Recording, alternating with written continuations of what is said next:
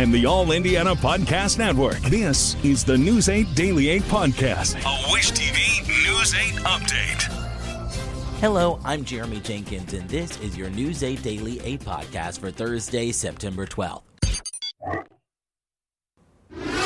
We begin with breaking news on the city's east side. One man is dead after a late-night shooting. It happened near Emerson and University Avenue just after 11 last night. Police say officers on scene found a man who had been shot. The man later died on scene. If you have any information, you're encouraged to contact IMPD. And a few miles away, another shooting. This one left 3 men and 1 young person detained by authorities. It happened just after 10 last night. IMPD says officers tried to pull over a car that officers say was a part of another investigation. That's when police say someone from the car fired shots at the patrol vehicle. No officers were hit, but a home was hit at Brookside South Drive and LaSalle Street. Police say no one inside that home was hurt. Officers were eventually able to stop the car at West Michigan and Rule Street and detain the 4 people inside. So far, police have not said whether the 4 people have been arrested. A judge has ruled that Indiana's abortion ban does not deny life-saving care.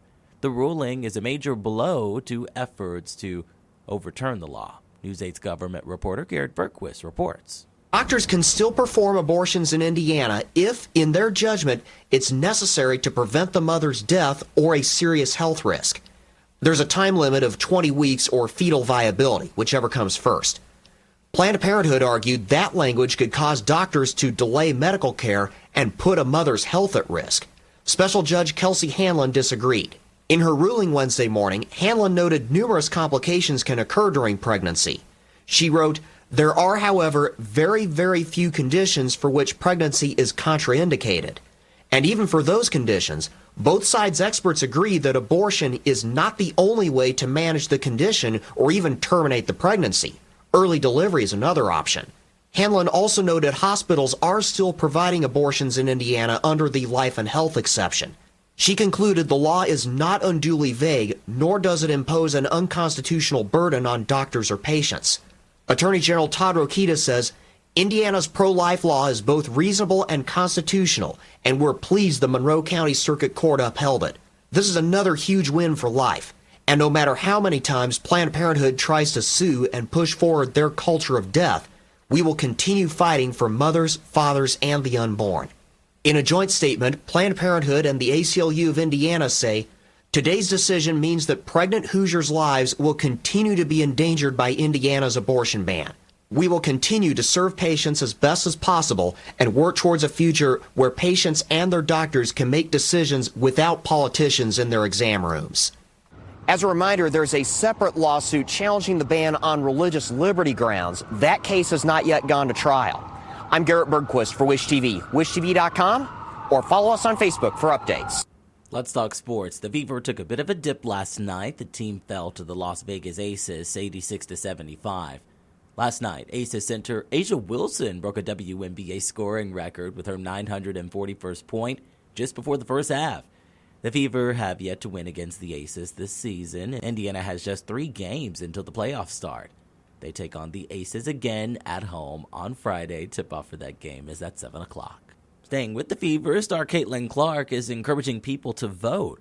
She was asked about endorsing Kamala Harris after the game last night. While Clark did not publicly endorse either candidate, she did encourage people to register to vote and do their research. The biggest thing would be just encourage people to register to vote.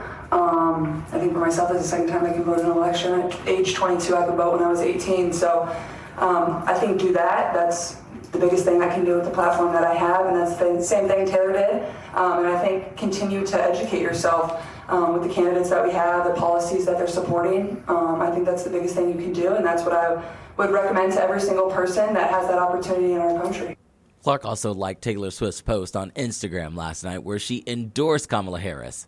Early voting begins in Indiana on October 8th, and Election Day is November 5th. When it comes to the weather, Storm Track 8 says we're in for another warm day, but Francine could bring rain ahead of the weekend.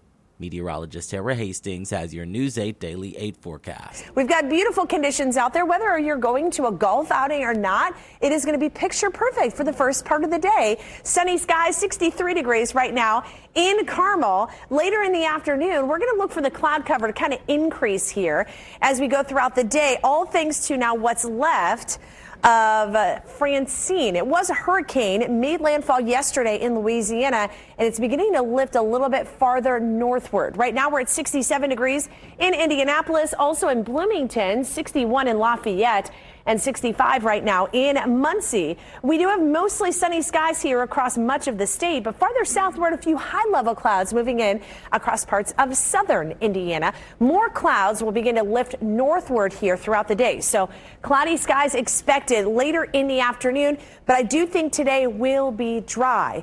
Picking up some rainfall here across parts of Mississippi, Alabama, even some thunderstorms, some stronger storms across parts of the panhandle of Florida.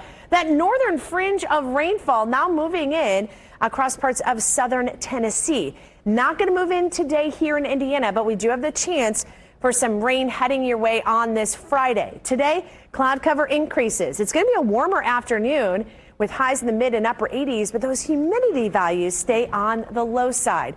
We'll talk about what we can expect as far as rainfall, kind of time it out all coming up in my full forecast. To get a peek at the full forecast, just head over to wishtv.com, or you can download the Wish TV Storm Track 8 app.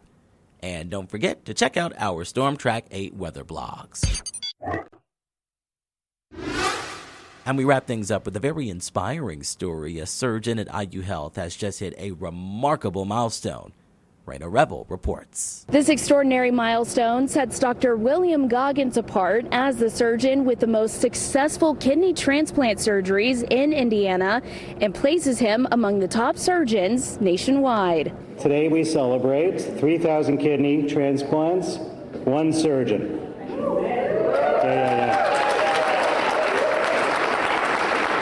Dr. William Goggins has averaged over 100 kidney transplants annually since starting in July of 2000. His team surprised him with a gift commemorating the dates of his 3,000 surgeries. So I'm extremely fortunate to be in the one of his 3,000 kidney transplant patients.